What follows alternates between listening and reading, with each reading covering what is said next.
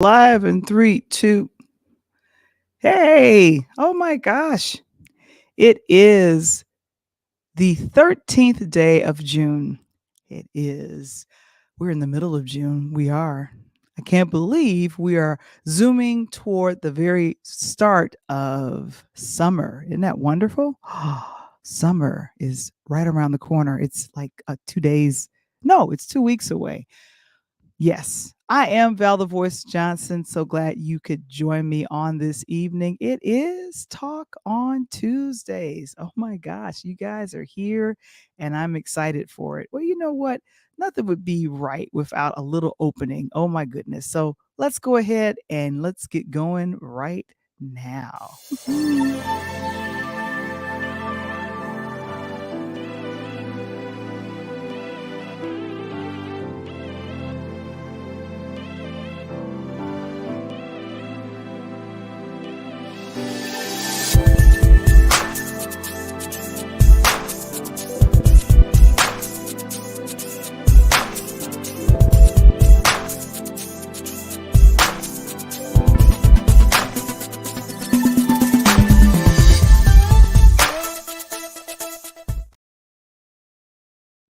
It is Talk on Tuesdays. We are here. We are here. And I am grateful that you guys are joining me on this auspicious Tuesday, this terrific Tuesday.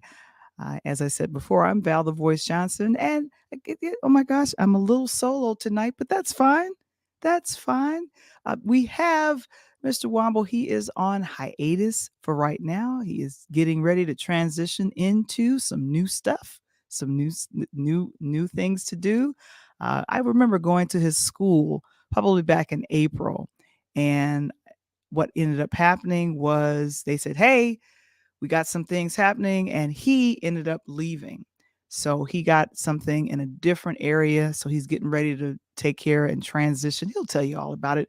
And I think we talked a little bit about it on his hashtag Wamba Wednesdays. We definitely did that. Let me go ahead and take care of some business because I want to make sure that we have a little chat about everything we have. If you are interested in starting your own platform or you're a fan of Interludes, please join us on Patreon. And I'll go ahead and ask Mr. Springer to put it in the chat. But today's episode is brought to you by Legal Shield. You need a will or trust prepared or updated? Worried about identity theft or do you have a business you need to protect? Learn how Legal Shield can help represent you and your legal needs for the fraction of the cost. Text the word legal to 347-652-0243 for more information. And I'll have Mr. Springer go ahead and put it in the chat. Oh my goodness. So I am now protected with Legal Shield. I'm happy about that. And it is Black Music Month. Are you all excited about that? Let me see who's here before I get going with Black Music Month. Let me go ahead and stop sharing my screen here. Let's see what's happening. Who's here? Who's here? Let's see who's here. Oh my goodness. Thank you so very much, Mr. Daniel Nelson. He is here. I see someone is saying DJ Val the Voice. I gotta see who you are. So I gotta jump on Facebook and see who you are. I wish the identity came up. It's like identity theft and threw you away. Oh my gosh, who you are. Hey, I see Delena's here. Hello, Delana. Great to see you so very much. Oh my goodness. Good to see you guys. Good to see you guys. So I'm gonna be chatting with the chat a lot tonight.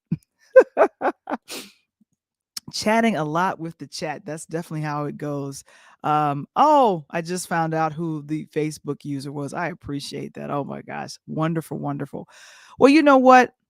June is Black Music Month. That is huge. That is huge. We've been celebrating. We've been celebrating that all month, and there's a lot of artists that are popular in the genre of music, especially R&B. We here at Interludes, we celebrate Black Music Month, and I'm having a blast getting caught up on some old albums that I remember back in the day. But I'm very proud and very excited for this young lady. I don't know if you oh, we'll just go here. Did you all watch the Tony Awards? Oh my goodness. I watched the Tony Awards. I don't know about anybody else, but I got a chance to peek in, and there was a lot of people that were there. And I'm going to go ahead and say this young lady did a wonderful job. She had she had one of the opening numbers and performed as well, but she is Oscar winner Adriana DeBose, and she hosted the Tony Awards. Now, the Tony Awards almost didn't happen, unfortunately, due to the writer's strike. That is still ongoing as of right now. The actors have joined with the writers in the strike, and now I believe the directors, the DGA, which is the Directors Guild of America, they'll be joining them as well. So, y'all better give the writers what they want. Come on now. That's my message to the strike. Keep striking. But anyway, she did a wonderful job hosting, and what I have to say about her, since her, I want to say, meteoric rise, and then of course winning the Oscar for West Side Story. When she comes here on the stage, she's representing, she's doing all that she can, and definitely kept the show moving. A lot of winners. I wish I could go over all of them. I just know Broadway. I used to do Broadway often, especially when I was there in New York.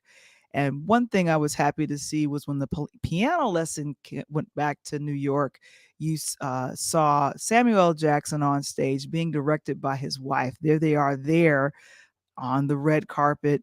Oh my goodness. Samuel L. Jackson being directed by his wife. I wonder how that conversation was at night. Was I okay, boo?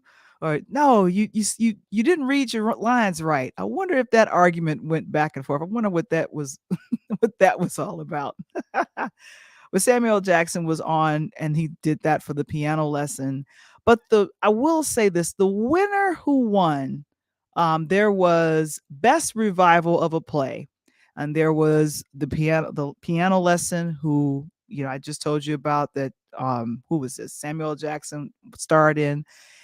That's written by August Wilson. There was also A Doll's House and a few other nominees, but the winner of Best Revival, congratulations to Suzanne Laurie Parks, for Best Revival of a Play for what? Top Dog Underdog. Yes, right. She wrote this play I want to say about 2 or 3 decades ago. And I remember seeing it on Broadway back in 2002. There she is with the full cast. But back in November, guys, I don't know if you all remember, I went to New York. I had to go there for work, and I treated myself to see Top Dog Underdog. Oh my goodness, it was really really good to see it, and I definitely have to say, it was just a two-member cast: Yahya Abdul Mateen II, and of course, from Straight Out of Compton, and he's been in a lot of stuff, Corey Hawkins. He was also on the Tony stage accepting the award with Suzanne, and he was really, really nice. I let him know who I love seeing how I've loved to see how his acting career is going. He's going to be in a few things coming up later on in the summer, but they did Top Dog Underdog, I want to say, for a little over 3 months, and then they ended their run somewhere in the middle of January.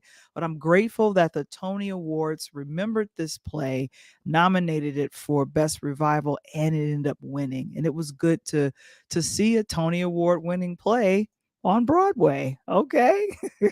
So congratulations to the entire cast, and also Kenny Leon went ahead and directed that as well. He is on the stage as well, along with the other parts of the cast. So, guys, doing a play 6 days a week, and I don't know how many shows, anywhere from 10 to 12 shows. That is a grueling experience. Grueling experience. Oh my gosh. Well, anyway, if you all have seen anything on Broadway lately, let me know. Or if you've seen a stage play in your local town, because I know everyone is not in New York, don't have the blessings of that. But going back, we're going to be celebrating we are celebrating Black Music Month. I am so proud. I am Mary J. Blige. I'm just going to say that. I love me some Mary J. Blige. Anyway, she has been evolving as an artist like many of us. We have seen her do a lot of different acting roles, and I'm sitting here going, oh goodness, what hasn't she done? But I will say the one of the roles that got her an Oscar nom was her playing portraying in Mudbound, and that was on Netflix. I don't know if you guys remember that, but she got nominated for an Oscar for Best Supporting Actor for this role. And here's the picture from that movie. And so, not only with music, she's definitely crossed over into acting. And what she's really known for is for anyone that is a fan of the Power universe. Woo, she's a bad mama on Power Book 2. Red hair and everything. Her character scares me on Power. So I don't know about anybody else, but if you're a fan of Mary, you've seen her with music, you've seen her evolve with on screen, and now she has come from in front of the camera. And one thing I wanted to mention very quickly, there was a song that she also released. She released a song called Strength of the Woman, and it was used to promote this show right here, Claws. I don't know how many people remember Claws from FX. Wow. That was Niecy Nass Betts. I have to remember she's married now. But yes, but Mary has now come from around the in front of the camera, and now she is executive producing. She Lifetime, of all networks, Lifetime is now got her with a two-movie deal. And the first movie, based on her hit single in 1992, Real Love, that was released. I think it charted all the way up to number 7. She has a movie called Real Love, and also Strength of a Woman, and that charted in 2017.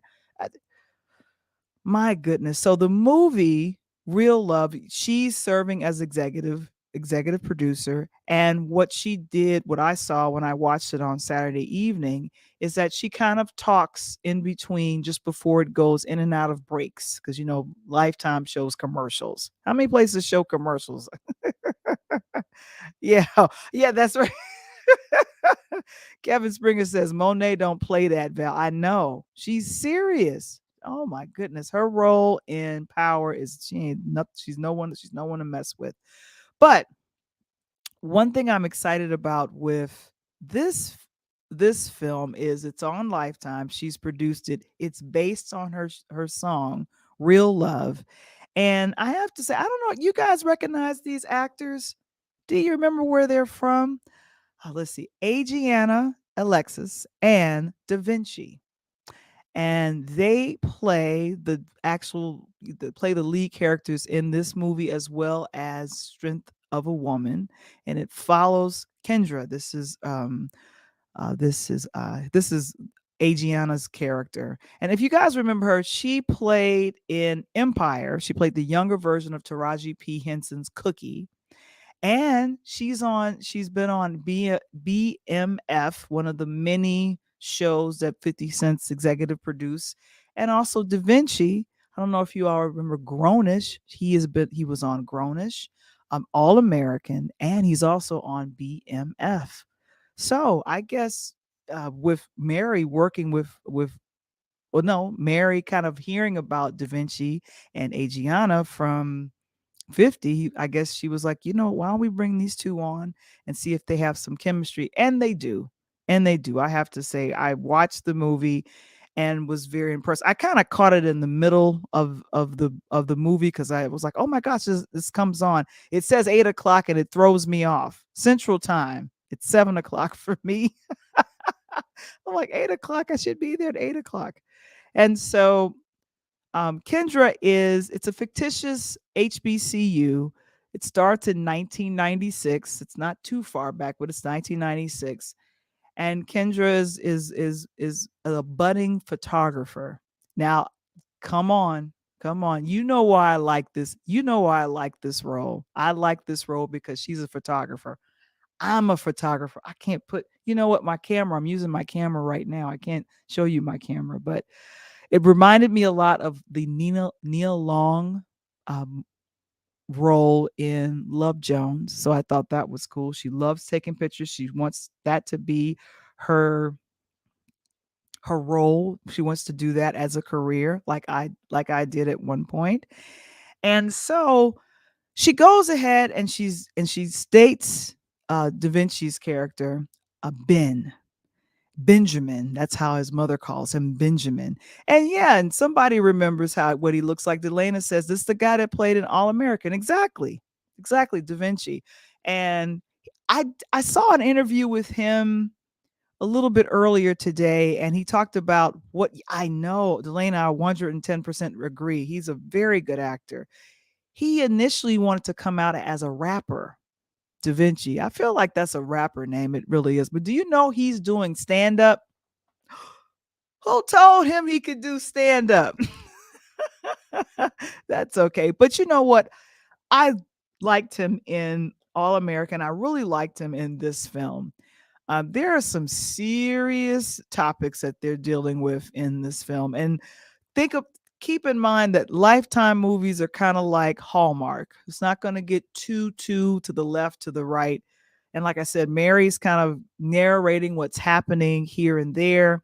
And so it's a two-part series. So if you guys thinking, oh my gosh, I missed it, Lifetime, probably not like BET rerunning every other hour.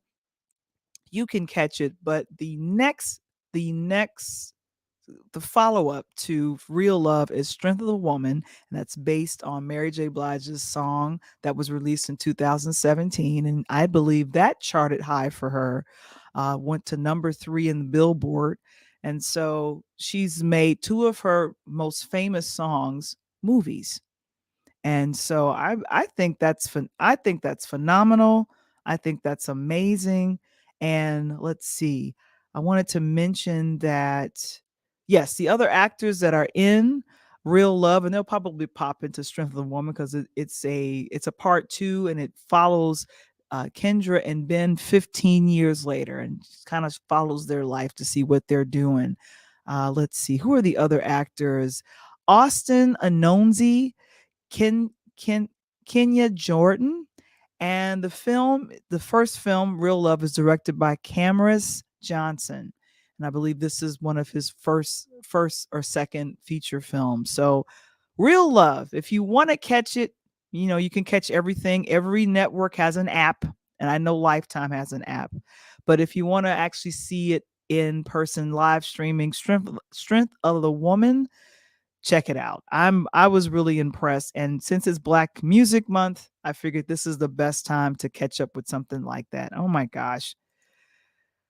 Wow, how are you guys doing out there? I'm very excited to kind of move in this direction where we kind of talk about movies. Here's the thing. Did you all have a favorite Mary J. Blige song? I know Real Love was one of them, but I think my absolute favorite was Be Happy. I think Be Happy was one of my favorite songs from Mary J. Blige.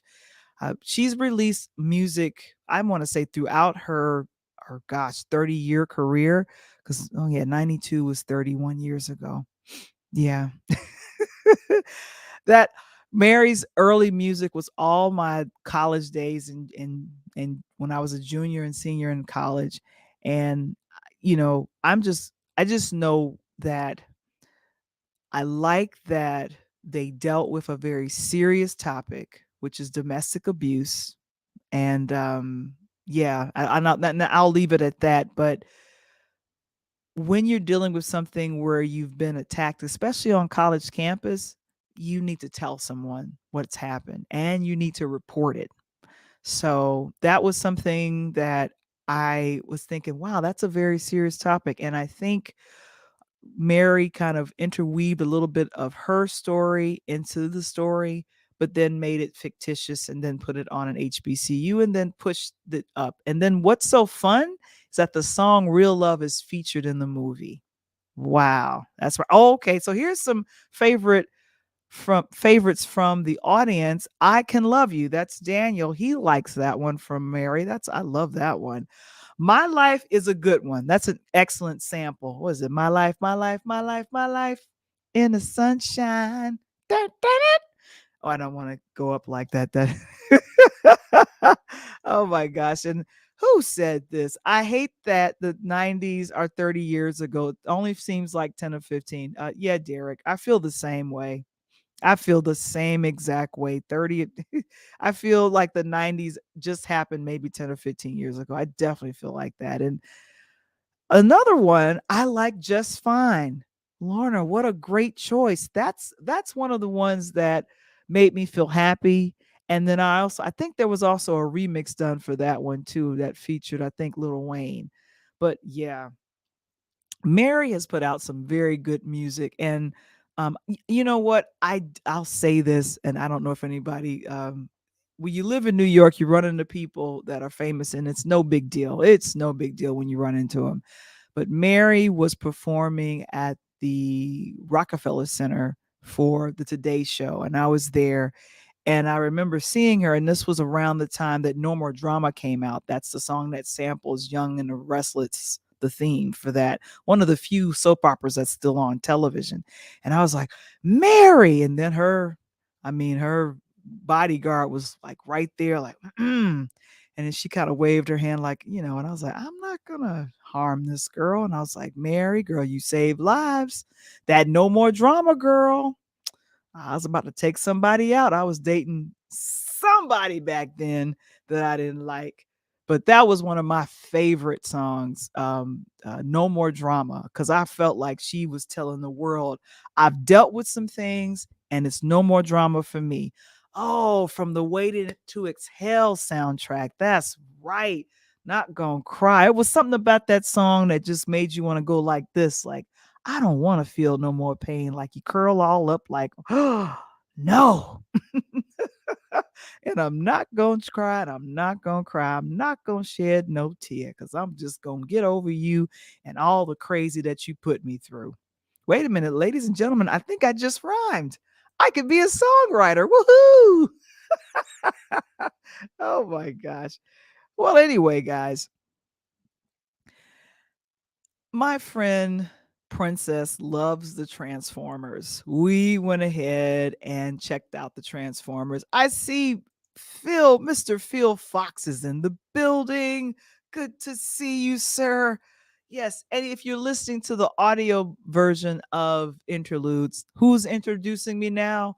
Is that gentleman right there, Mr. Phil Fox. Thank you so very much. Appreciate you, sir. Wow, greetings from Michigan. Hopefully it's warmer up there than it was like maybe about 3 or 4 months ago. How many people are fans of the Transformers? Now let me put my hand down. I haven't watched the Transformers in a long while. The first Transformers movies came out in 2007, I believe. And so they have new blood. I believe the Transformers The Rise of the Beast was one of the films. It's kind of a prequel. Now, Wise says that he's a fan of the Transformers. Thank you. I'm gonna need everybody that's a Transformer fan to stand up because I'm gonna need help with this. Now, the great thing about watching a film where you didn't have to watch a previous film to kind of figure out what's going on, what you do is you sit with someone that can kind of walk you through, okay, who is this character and what is this? I know Optimus Prime, I know Bumblebee, and then that's it. Those are the Transformer people that I remember from my childhood and then of course from other movies. And so new people showing up. I'm sorry, I didn't mean to go. I went to Pete Davidson a little bit too soon. I'm a major fan of this young man, Anthony Ramos.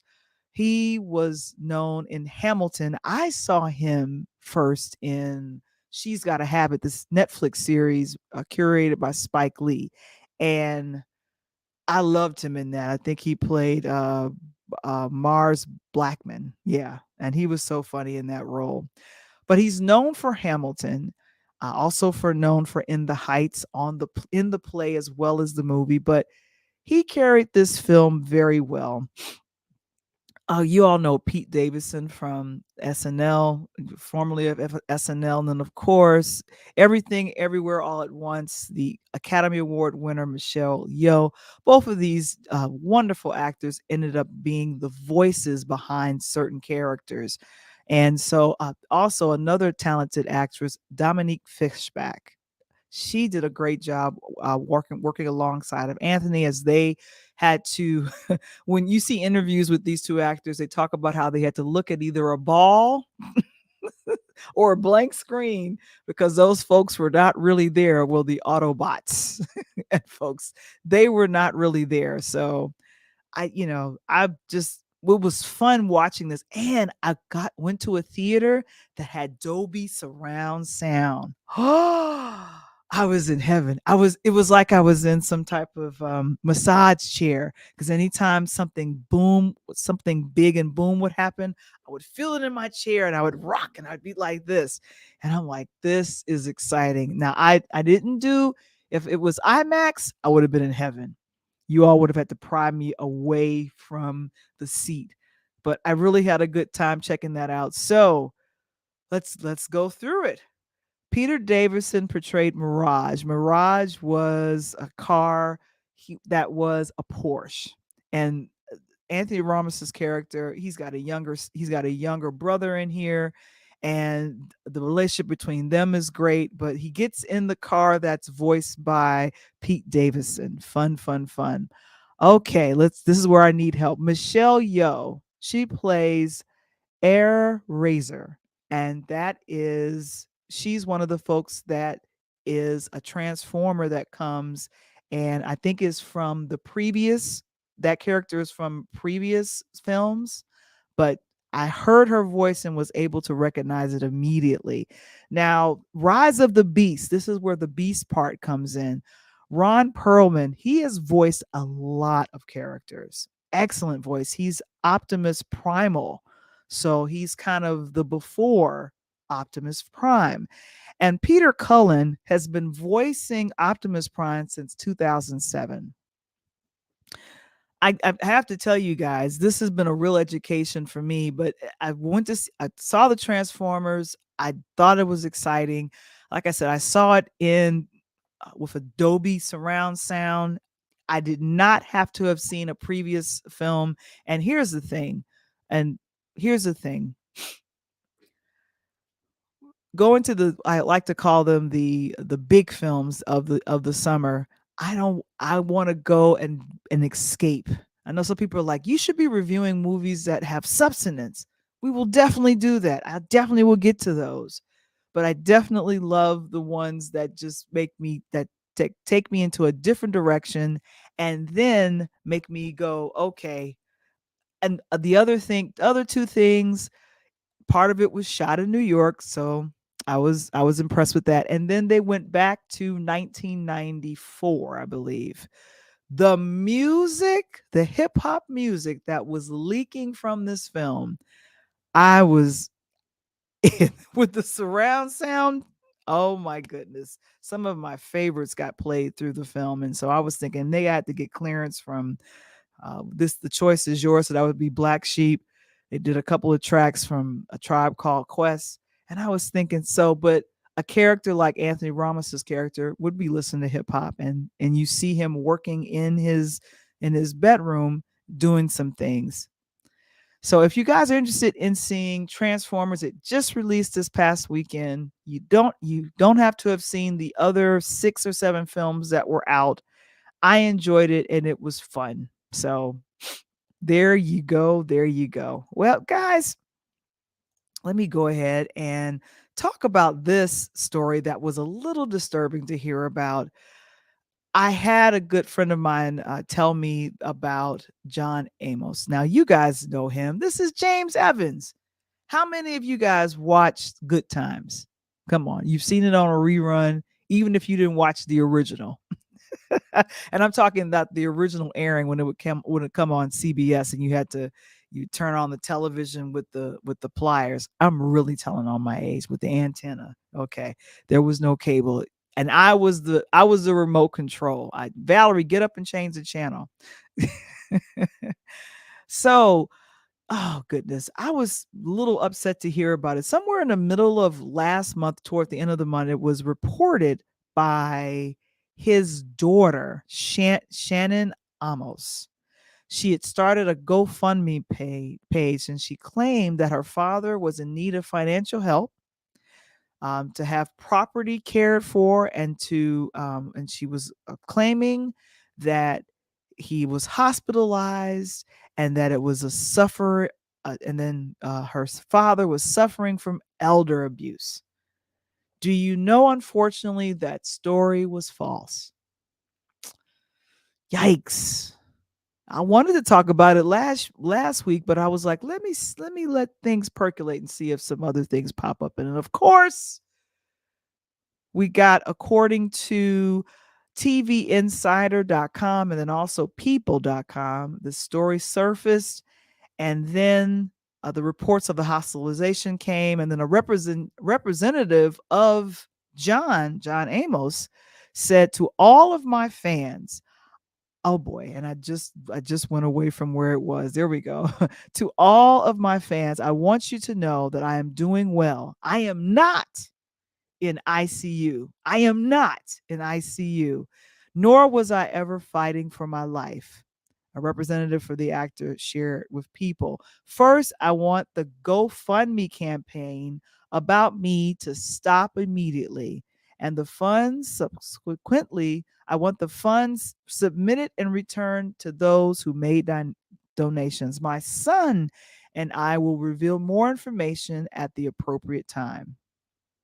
And so, unfortunately, this post was posted on Friday, June 9th, and she shared it on with her people on Instagram.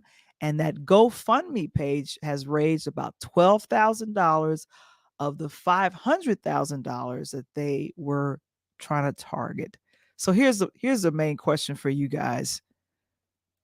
Yeah, yeah, I feel the same way, Lorna. Ooh, wee girl. Why are you, as a daughter, lying on your dad, your very famous dad, saying that he's been elder abused and none of that was happening? None of it was happening. Oh my goodness. And then I'm glad. Thank you so very much, Wise. He was my favorite on Good Times as well. Definitely. And oh yes, and Mr. Fox. Coming to America. He was in both films.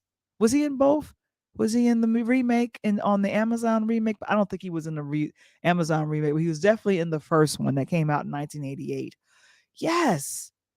I mean, well before the Cosby Show, well before the Jeffersons and any other black men who were fathers, it was James Evans. And here's one of my favorite pictures. I'm going to get to it right now with, that's right, Esther Roll. So I know she was probably in just kind of going, I know you guys are not lying on my man James, or I'm sorry, John. The elder abuse fib, they're going to go ahead. I know they're going to go ahead and do the right thing. And Shannon, shame on you for lying on your TV dad. Everybody knows who John Amos is. Everyone knows. And even as late as 2022, if you see here in this shot right here, John Amos was brought back to celebrate Norman Lear in doing Good Times. I think Anthony Anderson portrayed his role as James Evans, and he came on as another character. But they recently shot that and they did it live and recorded it before a studio audience, and it aired on ABC. So he had been acting actively up until 2022. So no one is going to elder abuse James Evans. Come on now. Come on now. That's right. Okay, and thank you so much for confirming for that for me, Derek. He was in the sequel. Thank you so very much. And what did Lorna say? It's never good to lie about people's demise. That's right. Mm-mm. And thank you so very much, Delana. They did do a great job with the remake of this. Norman Lear this year will be 101 years old. And do you know he has produced over 100 TV shows, screenwrited and developed? It's nuts. It's nuts. Oh no. And someone said that they donated to the GoFundMe. Lord have mercy. They drank the Kool-Aid. I am so sorry. I am so sorry to report that it was Shannon. She might have been trying to do a big money grab. She was going for $500,000 and had raised 12,000. So now that the rep for John Amos has come out and spoken against this, if you were thinking about giving money to John Amos, you were not. You were giving it to his daughter, who was fibbing about the elder abuse. My lord, my lord. That is no good. That is no good. That is no good. I know. Who wants that? My goodness, my goodness. Well, let's see. Coach Tony usually pops on around this time, but he is traveling tonight. He'll be back next week, and I'm grateful that he's around. And we'll be working on getting his podcast, the Pull Up Podcast, going, which is always fun. Oh my goodness, let's go, Coach! But he predicted it. I definitely have to say this. This is my brief, brief sports segment here. If you guys watch Denver and Miami, you all now, everybody now knows that Denver won and the won the NBA, and they are the champions. They are the champions. They won in Denver last night. Oh, good gracious. And it was a lot of screaming, a lot of people all excited over what happened. And let's see, the NBA Finals MVP, Nikola Djokovic. And he dominated with 28 points and 16 rebounds. What I will say about this, and what stood out to me with of which watching this game, was at the end, after they do all the fanfare and all the rest of that, he has his daughter, here's his daughter on top of his shoulders, and she has no clue what's happening. She's trying to hold on to the hat. Isn't she cute? She's trying to hold on to the hat. But he walked up to every single Miami player, and thanked them. That, and I noticed that the camera person literally focused in on him shaking their hands and saying thank you, thank you. I did not, and thank you so much for letting me know this. 47 years, Denver hasn't won a championship in 47 years. They were well due, overdue for a win. And so congratulations to the entire team. We'll definitely have Coach come back on next week to really break down all that happened. I mean, I'm thinking to myself, that's real sportsmanship, to thank everyone that you played against. The one thing that Djokovic said was, "So what are you feeling right now?" He says, "I'm very tired." The NBA, 82 games. That's what all of the teams play. But if you go off into the championship, it's an additional anywhere from, I don't know, 10 to 20 games, especially if you make it all the way to the end, to the finals. And so everybody is tired. Everyone is ready to rest. So they'll probably do some type of fanfare or something in Denver. Just be safe. I heard some goofiness happened after they won. So I'm just going to warn everybody, just let's celebrate, and let's celebrate safe in Denver. Have fun and be cool. Be cool. Be cool. Oh my gosh. Black History, Black Music Month. That's what we're celebrating on tonight. We're celebrating all throughout the entire month of June. And I was going to present this last week, but we're going to present it this week on this week's audio podcast of Interludes. It is Columbus-based DJ Krate Digga. We met on Clubhouse, and so I heard a couple of his mixes, and he's kind of tapped into some of my favorite neo soul artists. We talk about the 50 years of hip hop, the direction that music is going in, and I was just talking with him about what got him started on his journey of being a DJ. What was fun is that his baby son was kind of sitting in on the interview, and you'll probably hear some noises from his from his son. And I was like, I'll just keep it in there because he was like, okay, you want to say something? And then the kid got shy. And then of course, while he's talking to me, he's start talking, which is always fun. So Krate Digga, you probably want to know what why does he name himself Krate Digga? His original name, you'll find that out at the audio podcast. That'll be released on tomorrow. Interludes, a Pure Lighthouse production. My goodness, my goodness. So this was fun talking with him, and just we all have a love of hip hop. I'm also a part of C4. This is called the Cre- Creative Podcasters of Color. It's C4, and there's a way we say it, and I unfortunately don't remember exactly how to say it. I just know that the nickname is C4. We're part of that on Clubhouse. Oh my gosh, guys, thank you for joining me on tonight for Interludes Extra Talk on Tuesdays. Oh my gosh. Interludes tonight was brought to you by Legal Shield. If you are worried about identity theft, because people out here stealing your identity, that's not good.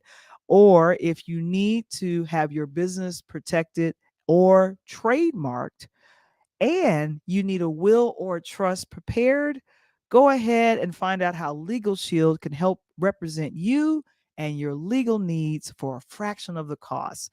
Text the word legal to 347-652-0243 for more information. We'll go ahead and send you informational video, and you can let us know if how we can serve your needs with Legal Shield. That is wonderful. We covered the Tony Awards. We covered John Amos. We covered Mary J. Blige's Real Love on Lifetime and the Transformers. This has been one heck of a show, and I'm so grateful for being here to you guys. And we'll be back next week. I'll be back with Coach, and like I said, Michael is on hiatus. So hey, it is Interludes Extra Talk on Tuesdays with me, your host, Val the Voice Johnson. I am so grateful, and I was also doing this on Clubhouse. So I'm also running a room on Clubhouse at the same time, saying hello to everyone in Clubhouse land. And we'll be back on next week. And like I said, I'm so excited to do this. Movies I'll be checking out. There's another Mission Impossible film that's coming out. I also heard about Tyler Perry purchasing some new networks. Check this out. And then, of course, the BET Awards is at the end of the month. We will definitely be covering that. If you want to join our Facebook group, and you'll see a lot of our stories pop up there. Just go to linktr.ee/pure light media. Thank you so very much. And if you've liked what you've heard, go ahead and hit the like button right now. Hit the like button and subscribe to the podcast. Subscribe to, because we're here every Tuesday at 8 p.m. Central, 9 a.m. Eastern, and 6 p.m. on the West Coast. So go ahead and subscribe to Interludes Extra Talk on Tuesdays. Guys, thank you so very much for joining me. And yes, I'm excited about Mission Impossible. I will be checking that out as soon as it hits theaters. I want to see how many death-defying stunts that Tom is going to do. The man is almost 60, and I just don't understand. Why can't you get a stunt double? Why? Why, oh, why, Tom? Oh, well. We'll be back next week. We'll talk and have a good one. Here we go, and peace.